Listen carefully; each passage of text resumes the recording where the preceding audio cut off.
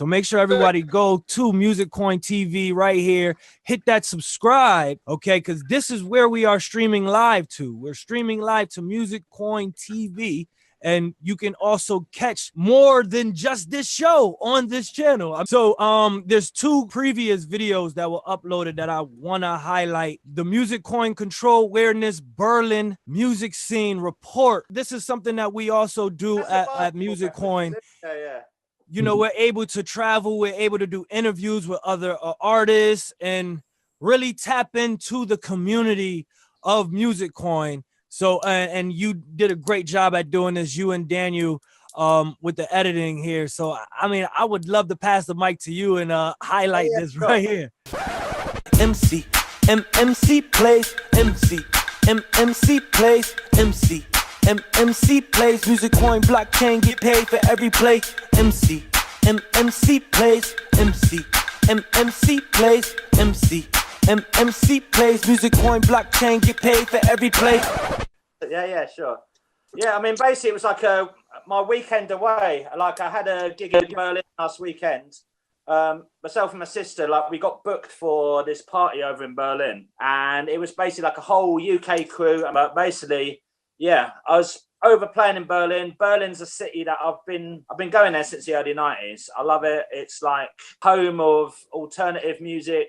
To me, like some big cities in the world for music, London was always up there. Controversial. New York was up there. I'm not sure, you know, it's still there. But, you know, Berlin is definitely up there. You know, I'd say top 3 cities in the world for music. So, yeah, I was over there for the weekend playing with loads of UK DJs.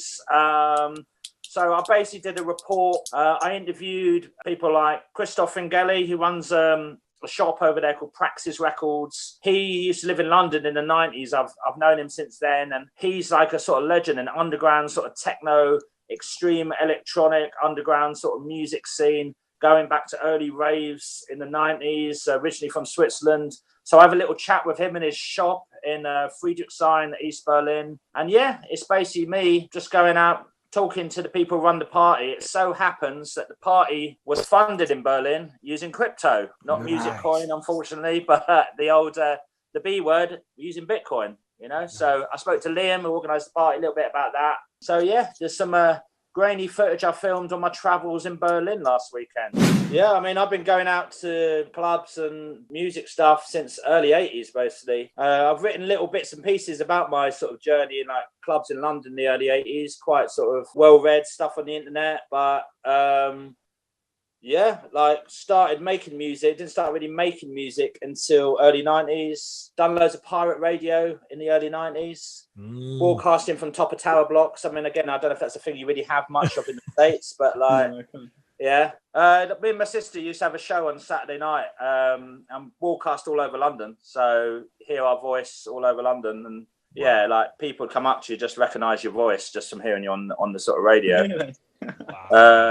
So, I don't know, loads of dodgy warehouse parties, raves. I did some dodgy raves in the States with Deadly Buddha. I don't know if you heard of him. Like some joker. Like, did some stuff with him. Yeah, started putting music out. Still am, man. Still am. Got a new label now. Like I said, yeah, I don't know, man. I could go on for hours, to be honest. Well, I do see that you do have a long history. I do see that you got a long history in the music, you know, industry. You know what I mean? From underground to, you know, doing your radio show and your DJ. Everything. All different styles, man. From like early funk, rare groove parties, acid house. Like I said, I started into really hip hop and electro, break dancing, all that sort of stuff. Rubbish at break dancing, but I love the music. Like I said, acid house, techno, early jungle, drum and bass, dubstep, grime, all of it, man, all of it. All of the underground sort of scene. To be honest, this city that I live in now, I've just been like pumping out this stuff, man. Like again, we got like a whole mix of sort of music coming out. I mean, with that being said, too, about with you putting music out, you also mentioned that the music on the video that we just played was yours. Those were your beats. That was my beats. I'm sitting there rocking to like this, like. I know, man. You're rocking, man. You were rocking. We should have just gone straight to you. Yeah, I was expecting a freestyle. Okay. Self-suffice. How about you, my brother? What's your background and your genre, and what brought you to Musicoin? I've had two simultaneous things throughout my life, which is one, technology, and two, music. So I grew up in a neighborhood where I didn't realize we were impoverished, but it was the Lower East Side of New York, and it was heavily a lot of people dying due to unnecessary things, right? And so one thing I learned how to do early on was to use a hanger to fix my television reception, or to use matches to fix my oven, or to use the fire hydrant for a sprinkler, right? So I didn't realize it at the time, but I was already marrying the concept of being in the hood with the concept of finding solutions in technology. So, I mean, I got a long history. I have been recognized by, if you remember Obama, he had a program called Champions of Change that recognized my work with inner city youth and resolving conflicts. I did an album with J. Cole's engineered Mez, Dreamville, went to the top of the indie charts. I've done everything from recording Jay-Z's studio to be a dude that just works in schools every day and you know, tries to teach. The last thing I did last week was something called Rapping Rhythmetic, where I used hip hop production and rapping to teach concepts like math and arithmetic all the way up to exponents and calculating how many different combinations of a hip hop beat you can make. And I just love seeing kids realize, like, wow, I didn't know math was in my heartbeat and in the music I listen to. So for me, Musicoin made perfect sense, because it's what I've been about, marrying technology with music, you know, finding interesting ways to create solutions. And Musicoin to me is creating a solution. And Dan the Man, we said we're gonna come up with a name, with a music name for I like Joel's. I want Joel's name for UBI. I want to nick that for my mate. McGooby? McGooby.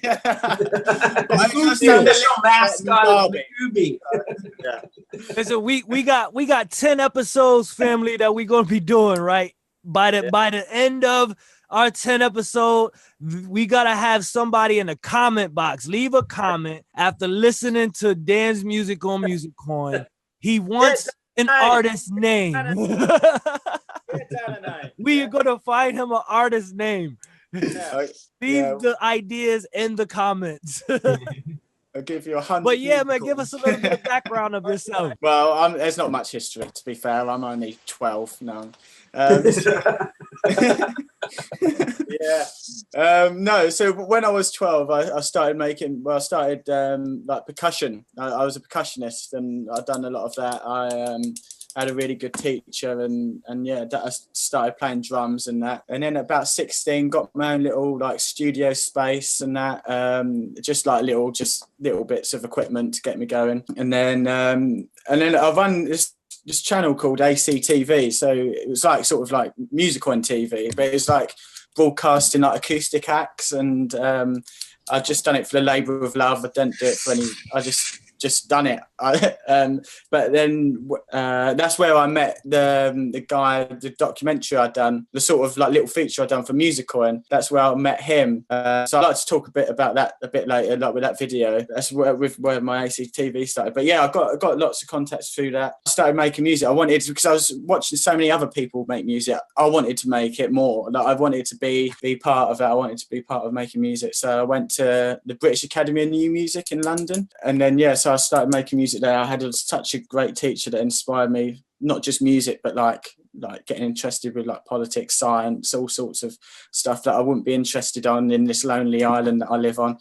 And then I went to university for 3 years, and then done creative music technology, like made like weird experimental music. And then so when I finished, I was like, what the hell am I going to do? I wanted to do something meaningful. I wanted to do something to help change the system, or somehow just help in some way or other. I didn't know what to do. And then I found Musicoin, because I was like looking at about Bitcoin and that. It just inspired me. And so I thought, with my knowledge in like ACTV and like meeting artists, filming artists, I could do this for Musicoin and help Musicoin get get a little bit more coverage. And you did a recent video of what you're actually talking about, how you're actually going to help with Musicoin. You did a recent video also on Musicoin TV. Yeah. So that story behind that. So there was this guy, like this homeless guy that this band wanted me to record, but I weren't sure because at the time I didn't want to record buskers. I wanted people, like artists, to come out their own way and record for me. It was like so good. I thought I'm going to record him anyway. So I recorded him, and then 2 weeks later, he unfortunately died. And then I released his video, and I told his family that he's done this amazing song, and people just loved it, and it just blew up. It got like 80,000 views. I think it's near 100,000 now. And someone in the comments section said, "Why don't you just release it on iTunes and raise it for some sort of charity?" So I released the song on iTunes, and it got to like number 8 in the singer-songwriter chart. It overtook Lady Gaga, and it was just like it was an amazing song. But all it was just a portable recorder on the street, like with wind. You could hear it, but it was overtaking Lady Gaga. And then the money raised, I gave to his daughter to put in like a trust fund. And then recently I found out that they had a charity through his name, because his name was Tig. So that was the Tig Foundation. Wow. And then so I thought, it'd be nice to go back and show them what I'm doing, how Musicoin can help their charity, and how Musicoin can just add value to them. They can, like, I don't know, they could do like little podcasts and about what they're getting up to. They could like release the music they're doing as a workshop. And then they seemed really interested by it. So, and then I've done like a little documentary, and the guy's amazing. Like the guy that I recorded, he does so much for like people and like the homeless and anyone. And he's gave like instruments to the homeless. It's just an incredible. And I hope that video like sort of showed him in as good as light as I can, but it's hard for someone so special, man. This is what we do. All of what we do when we put our art and our heart into our art. We're doing this for the people. Mm-hmm. It just shows right there, and I just want to clap for that, man. Like that right there, man, that's amazing. Like you're tapping into a space where it's being overlooked in every corner of the world right now, so I think that I just really commend you on that. It's your turn to be interviewed, so Pop, as you've been hosting so far, let's flip it on you. Tell us a little bit about your background in music, your workshops in the community, and why you are here to get people excited about this Musicoin. All right. Well, I'm definitely a hip hop. I call myself a conscious hip hop artist because, I like to make sure that I put lyrics together that makes a message, that makes you think. I put the messages behind my music that's going to either tap into your heart, your mind, and your soul, so I like to call it soul hop. So I have an album out called The Battle to Know Thyself. And I have that up on Musicoin. Yeah. Where you can stream it. And I also, I think I'm the first, I don't want to say I think, I'm pretty sure I'm the first father to actually drop a father and son collab song. Yeah. And share the profits with my son. Yes. So now my son is literally an artist on this revolutionizing platform that is now going to be here for his generation upon generation. That is so major, man. So every play. He's going to be looking back on this video. Yeah. Also, in the community, I do mentorship. So I also help run a nonprofit organization called For Unity. And For Unity is an organization that's out here on the ground, putting ourselves out there to bring peace, love, and unity in our community. Basically, what we're telling you is, Daniel, like, all of us are artists who are really intelligent, but with the current paradigm, people who already have money get more, and people who are really intelligent and do charities for the community and risk their lives in the community somehow don't get valued for that. So this is, I hope y'all are noticing a common theme in what brought us to Musicoin. Wow. We're finding a platform that values people. We're poor. who have talent and want to connect with other people instead of putting other people down. MC plays, MC plays, MC plays, Musicoin blockchain, get paid for every play. Musicoin. Musicoin. Musicoin.